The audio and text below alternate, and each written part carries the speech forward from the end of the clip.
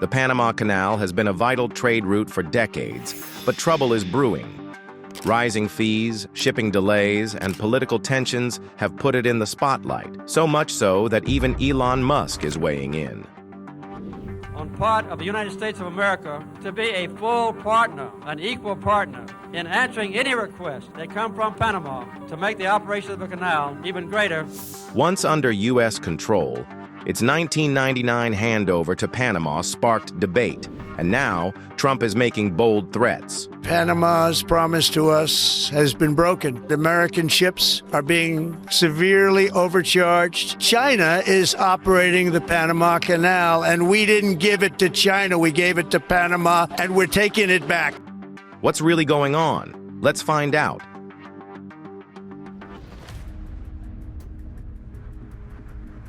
What started as rising transit fees quickly turned into a global power struggle, and Trump's statement sent shockwaves across the world. But his next move was even bolder. The world's maritime trade is facing a critical moment as tensions rise over one of its most important routes, the Panama Canal.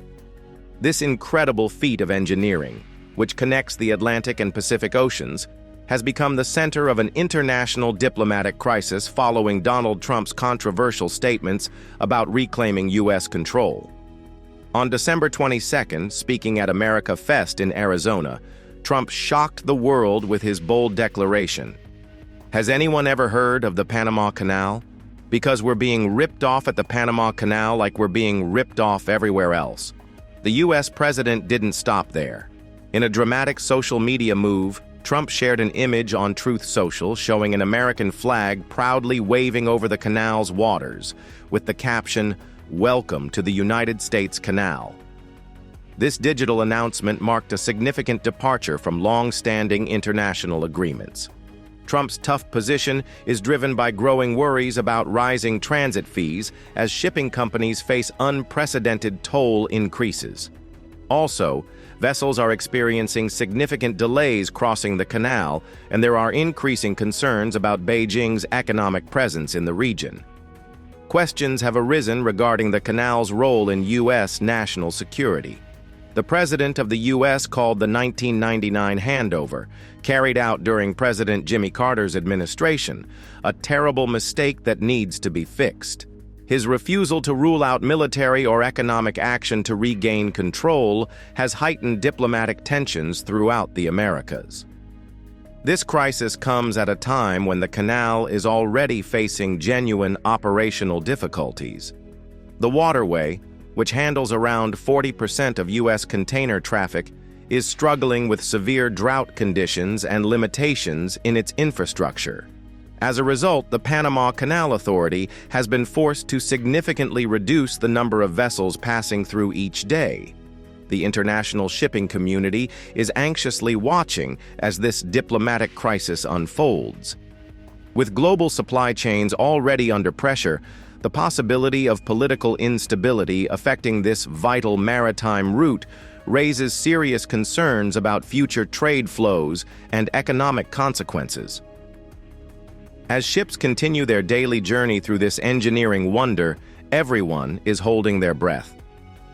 The Panama Canal crisis has transformed from a local disagreement into a representation of shifting global power dynamics, with effects extending far beyond its locks and channels. But the White House wasn't the only place where strong words were spoken. Panama had a few things to say, and their response shows they had a counterpunch ready. Panama's strong response. A political showdown is unfolding, and Panama just made its position crystal clear. Trump may want the canal back, but Panama isn't backing down without a fight. Panama's President José Raúl Mulino fired back at Donald Trump's provocative claims about reclaiming the Panama Canal. In a passionate speech to the nation, Mulino stood firm against what he called neo-colonial rhetoric that belongs in history books. The Panama Canal is a sovereign Panamanian territory, managed by Panamanians, for the benefit of global commerce, Mulino declared in a televised address. His words echoed through the streets of Panama City, where citizens gathered in spontaneous displays of national pride.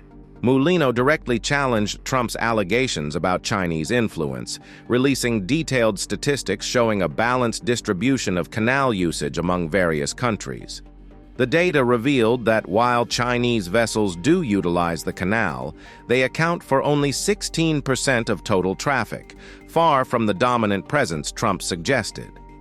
These baseless accusations serve only to create artificial tensions between nations that have long maintained respectful diplomatic relations, Mulino stated, addressing concerns about rising toll costs. He explained that recent fee adjustments reflected necessary infrastructure improvements and environmental challenges, particularly the ongoing drought affecting water levels. However, the Panamanian government issued a comprehensive statement. The Republic of Panama categorically rejects any suggestion of foreign control over our canal. The 1977 Torrijos-Carter treaties represent binding international law, not subject to unilateral revision by any administration, present or future. Panama's foreign minister amplified this message across diplomatic channels, securing rapid support from regional allies. Latin American nations united behind Panama, with several heads of state issuing joint statements condemning any threat to Panamanian sovereignty. Trump's cryptic response, "We'll see about that," posted on Truth Social, prompted Mulino to strengthen his position. He announced immediate security reviews of canal operations and initiated diplomatic outreach to international partners, emphasizing Panama's commitment to maintaining the waterway's neutrality and efficiency. The Panamanian Chamber of Commerce released economic impact studies demonstrating how current canal management benefits global trade, with annual revenue generation put at $2.5 billion. However, it provides direct employment for over 9,000 Panamanians, creating an indirect job position of 160,000, and also aids global trade facilitation by $270 billion annually. These numbers speak of successful Panamanian stewardship, challenging Trump's narrative of mismanagement. Mulino leveraged this data to reinforce Panama's position. "We've transformed what was once a colonial asset into a world-class operation run by Panamanian expertise." On January 30, 2025, several U.S. media outlets reported that Rubio would travel to Panama and other countries in the region in the coming days, on his first foreign trip as U.S. Secretary of State. Panamanian President José Raúl Mulino has ruled out discussing control of the Panama Canal with top United States diplomat Marco Rubio. Mulino also reiterated that he cannot negotiate, much less open, a process of negotiation on the canal. That is sealed. The canal belongs to Panama. As diplomatic tensions escalated and the world was fixated on the political drama, another influential figure redirected the conversation in a way that stunned experts with a single post on X. Elon Musk weighs in. He just shattered the entire Panama Canal debate with a single tweet. What does he know that world leaders don't? The tech billionaire's unexpected entry into the Panama Canal controversy sent ripples through social media with a cryptic post on X, formerly known as Twitter. 2025 is gonna be so lit. This seemingly playful message carried weight, given Musk's position as head of the Department of Government Efficiency and his track record of turning provocative tweets into actionable plans. Diving deep into the canal's operational challenges, Musk painted a picture of Panama's predicament. Through a series of detailed posts, he highlighted how environmental pressures, aging infrastructure, and financial strain have created a perfect storm for the canal's current crisis. The Panama Canal's struggles aren't political, they're structural, Musk wrote. We're watching a 100-year-old system crack under 21st century demands. Musk's technical assessment sparked heated debates among maritime experts. His suggestion that Panama's toll increases stemmed from desperation rather than opportunism offered a fresh perspective on the escalating tensions. The SpaceX founder's involvement brought renewed attention to the canal's technological limitations. Drawing parallels to his other infrastructure projects, Musk highlighted how modern engineering could revolutionize the century-old waterway. The canal needs a complete systems overhaul, not just patches. Private messages obtained from sources close to Musk revealed his deeper concerns about the canal's future viability. The tech mogul reportedly expressed frustration over missed opportunities for technological modernization, suggesting that Panama's management had prioritized short-term profits over long-term sustainability. His analysis resonated with shipping industry leaders who have long complained about rising costs without corresponding improvements in service. Major carriers like Maersk Line and COSCO Shipping found an unexpected ally in Musk's frank assessment of the situation. It appears that there is a lengthy and complicated history between Panama and the U.S. that extends far beyond merely the last several decades. It reaches back more than 500 years, beginning with the identification of the piece of land that would eventually turn into the Panama Canal. To truly grasp the significance of what is occurring now, you must explore deeply, returning to 1513. That's the year when Vasco Núñez de Balboa, an explorer from Spain, made his initial crossing and the Panama Isthmus was recognized as the land linking the Atlantic and Pacific Oceans. The Panama Canal, a history of conflict and controversy. The Panama Canal wasn't just built. It was fought for, bled over, and nearly abandoned to history's graveyard of failed ambitions. The story of the Panama Canal begins with an extraordinary discovery in October 1513. Spanish explorer Vasco Núñez de Balboa stood atop a mountain peak, gazing at a large expanse of water stretching endlessly toward the horizon. This moment marked humanity's first documented sighting of the Pacific Ocean from the Americas, sparking a revolutionary idea that would reshape global maritime trade. The narrow strip of land connecting North and South America presented a tempting possibility of a water passage linking the Atlantic and Pacific Oceans.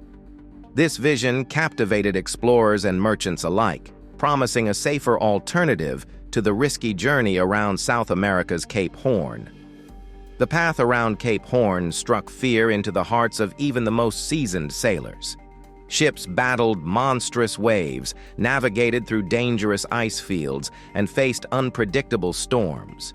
Many vessels disappeared without a trace, swallowed by the merciless waters.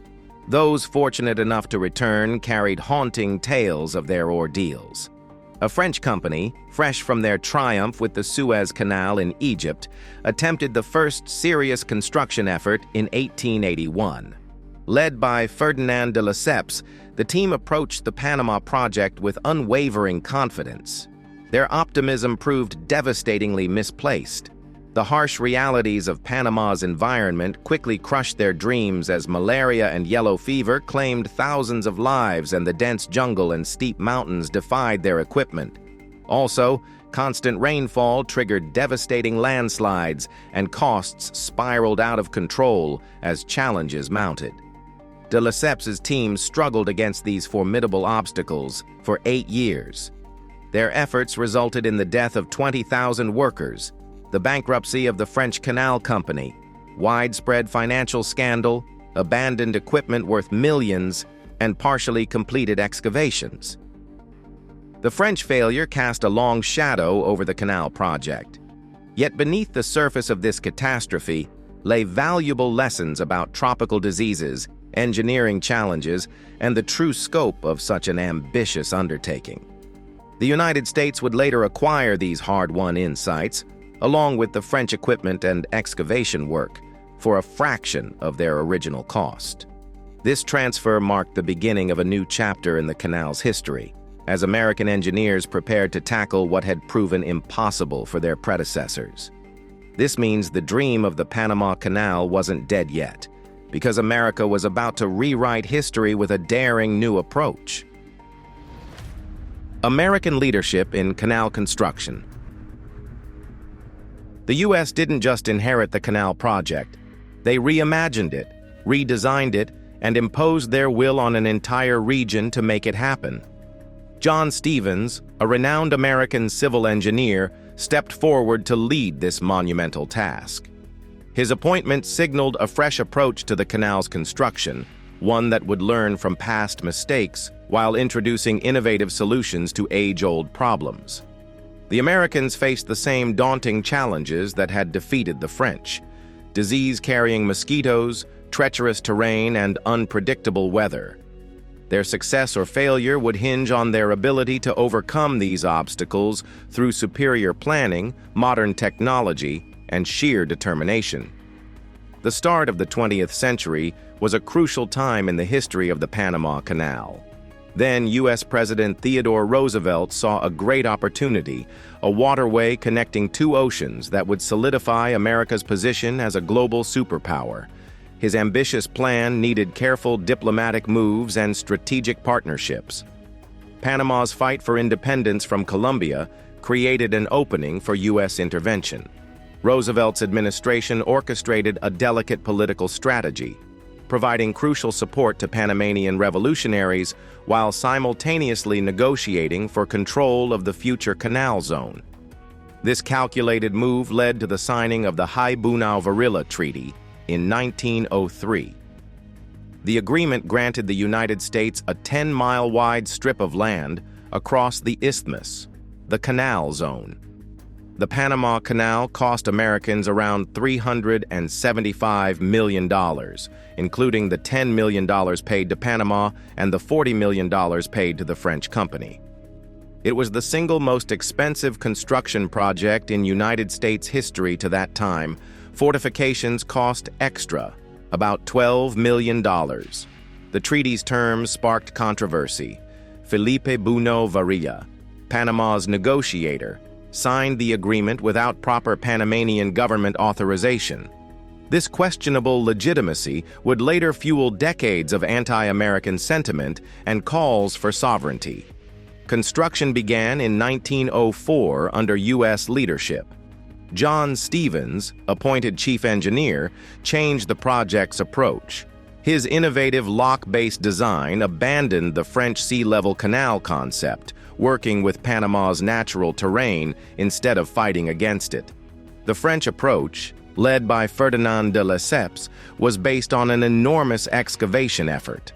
Their method involved digging an immense channel through Panama's rugged terrain, relying on brute force to remove the earth so that the Atlantic and Pacific Oceans could directly connect. Their goal was simple: flood the excavated gap entirely, a plan that ultimately proved unsustainable. In contrast, John Stevens and his American team revolutionized the project with a lock-based system. Instead of removing the entire barrier, they devised a method to raise and lower ships through a series of water chambers. This system used gravity and water level manipulation, employing a series of gates and valves that gradually lifted ships onto an elevated water platform before lowering them back to sea level at the canal's exit. American ingenuity also brought innovations such as superfast concrete pouring technology, steam-powered cable pulley mechanisms, and giant T-cranes for precise material handling. By limiting excavation to strategic points and leveraging natural buoyancy, the Americans not only enhanced safety and efficiency, but also transformed the canal into a sustainable engineering marvel. Stevens implemented important reforms that established modern sanitation systems and built proper housing for workers. He also created comprehensive medical facilities, introduced mechanized equipment, and developed efficient railway networks for material transport. These improvements greatly reduced worker mortality rates and increased construction efficiency. The project gained momentum, transforming from a deadly task into a manageable engineering challenge. Yet success brought its complications. Stevens's relationship with Roosevelt's administration worsened as political pressures grew. Disagreements over contractors, resource allocation, and project management created increasing tension. By 1907, the strain proved too much. Stevens resigned, passing leadership to military engineer George Washington Goethals. But while Stevens laid the foundation for success, it would take a new leader with an unshakable vision to bring the canal to completion. Engineering triumph. George Washington Goethals faced a huge challenge when he became the chief engineer. Instead of trying to come up with new methods, he decided to use Stevens's proven techniques, knowing they worked well in dealing with the difficult Culebra Cut. Steam shovels worked tirelessly on the rocky land, while carefully timed dynamite explosions created paths through the stubborn soil. The enormous amount of digging needed required fresh ideas. Goethal's team came up with new ways to move large quantities of dirt by using a system of train tracks to transport the waste. These engineering fixes were essential in navigating the dangerous terrain, although equipment breakdowns and technical difficulties were always present. Despite having medical precautions in place, diseases loomed over the project. Yellow fever and malaria took nearly 5,000 lives. Landslides repeatedly buried weeks of hard work under tons of mud. Through scorching heat and heavy rainstorms, Goethals remained focused on the ultimate goal. The human toll of this engineering wonder went beyond sickness. Workers faced perilous conditions every day, from unstable ground to risky machinery. Yet the diverse workforce made up of people from different parts of the world showed incredible strength.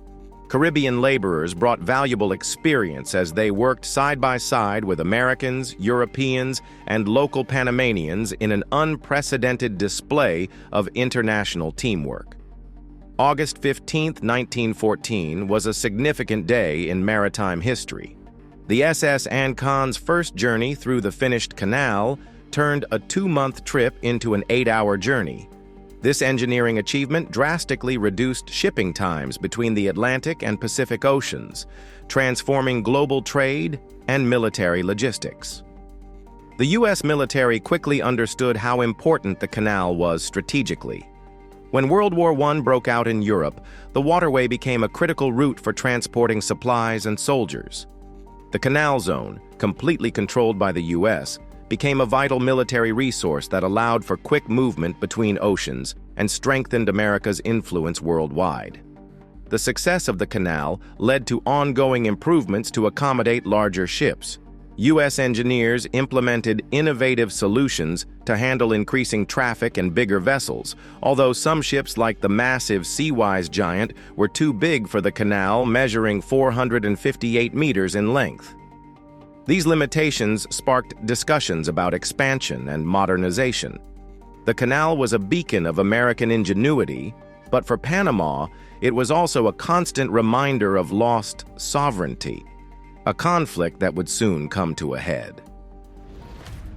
The Torrijos-Carter Treaties, a turning point. One leader would rise to challenge decades of U.S. control, his mission: to reclaim Panama's greatest asset, no matter the cost.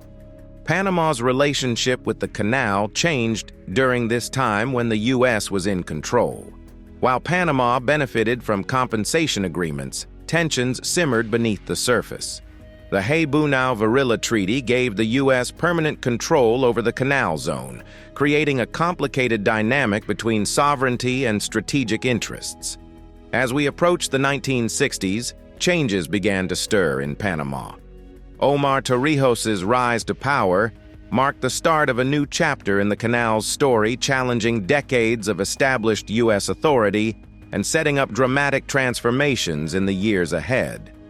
Omar Torrijos emerged as a prominent figure in Panama's politics, driven by a steadfast goal: to regain his country's control over its entire territory, including the highly sought-after Panama Canal.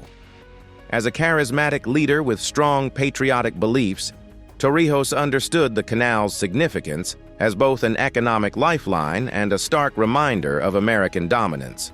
The late 1960s marked the beginning of intense diplomatic negotiations between Panama and the United States. Torrijos, armed with growing nationalist sentiment and international support, challenged the century-old status quo established by the Hay-Bunau-Varilla Treaty.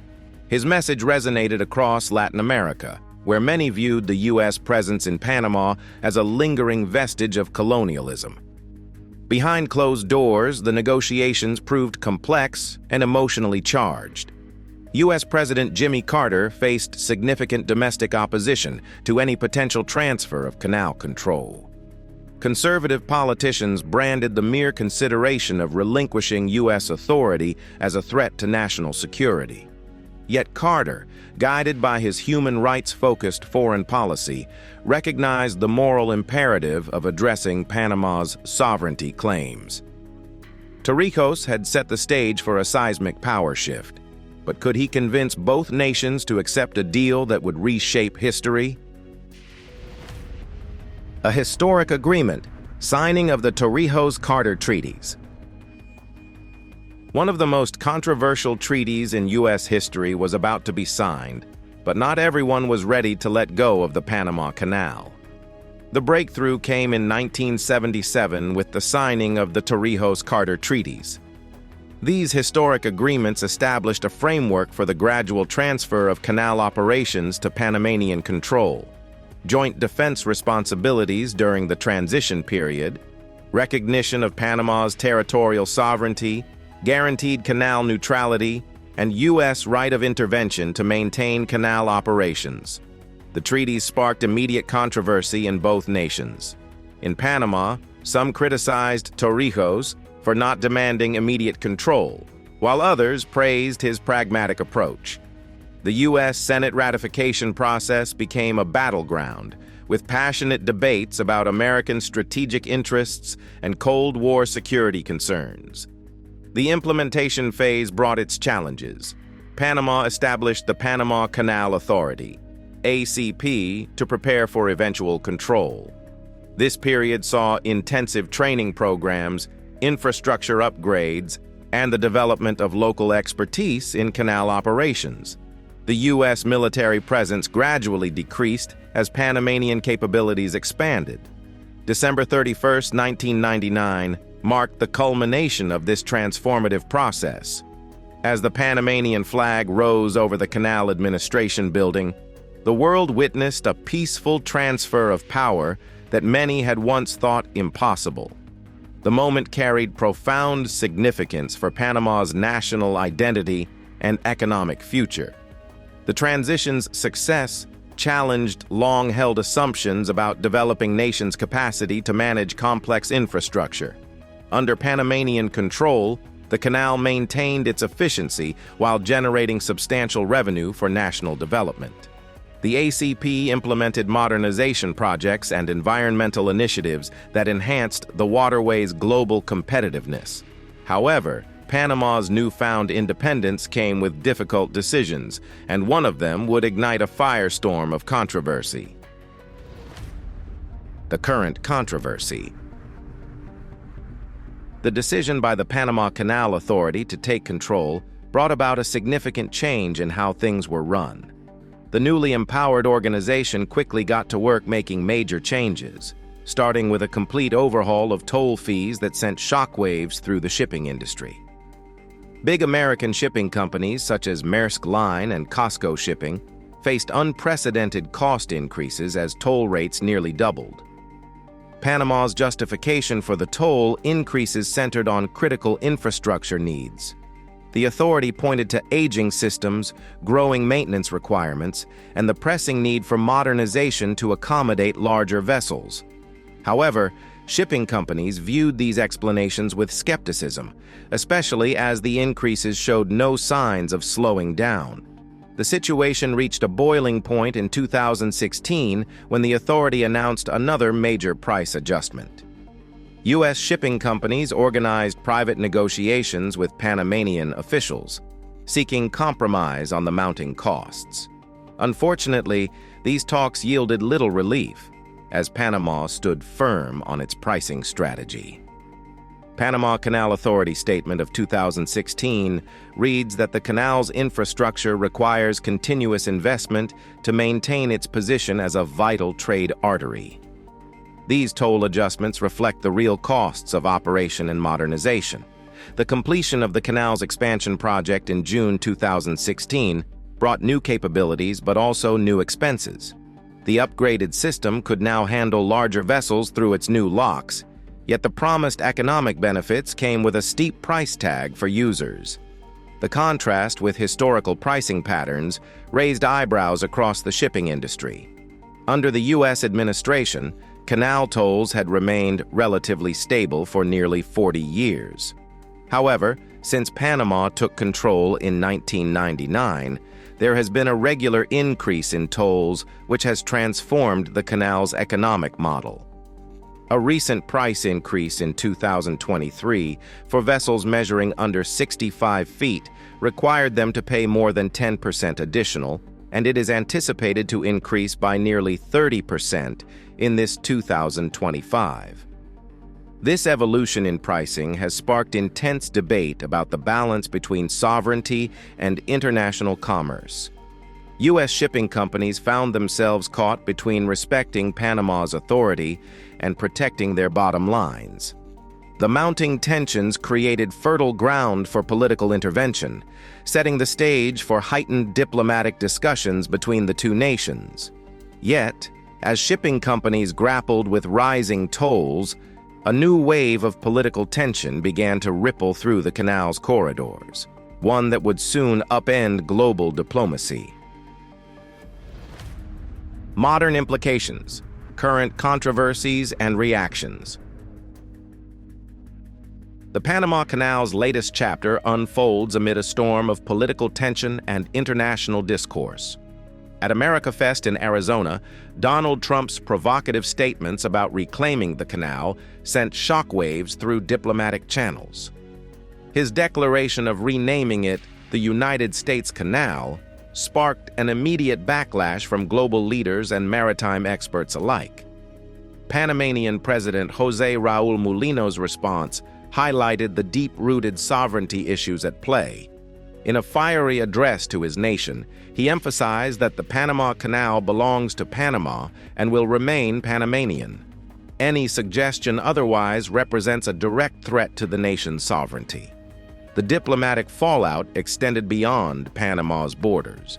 Several Latin American nations rallied behind Panama, viewing Trump's statements as reminiscent of historical U.S. interventionism in the region. The Organization of American States, OAS, issued a statement supporting Panama's territorial integrity. China's growing influence in the region adds another layer of complexity to the situation. Chinese companies have secured significant investments in Panama's ports and infrastructure projects. These developments have raised concerns in Washington about Beijing's strategic positioning near vital maritime routes. Chinese state media seized the opportunity to criticize U.S. policies, publishing editorials that painted Trump's statements as evidence of American imperialism. Meanwhile, shipping industry representatives have called for calm, emphasizing the need for stable, predictable canal operations regardless of political tensions. The situation has prompted renewed discussions about alternative shipping routes. Nicaragua's long-dormant canal project has resurfaced in conversations, while Arctic shipping passages gain attention as climate change makes them increasingly viable. These alternatives, though currently less practical than the Panama Canal, represent potential shifts in global maritime trade patterns. International maritime law experts have weighed in on the legal implications of Trump's statements. The 1977 Torrijos-Carter treaties explicitly transferred canal ownership to Panama, making any attempt to reclaim control not just politically controversial but legally questionable under international law. Thanks for watching. See you in the next one.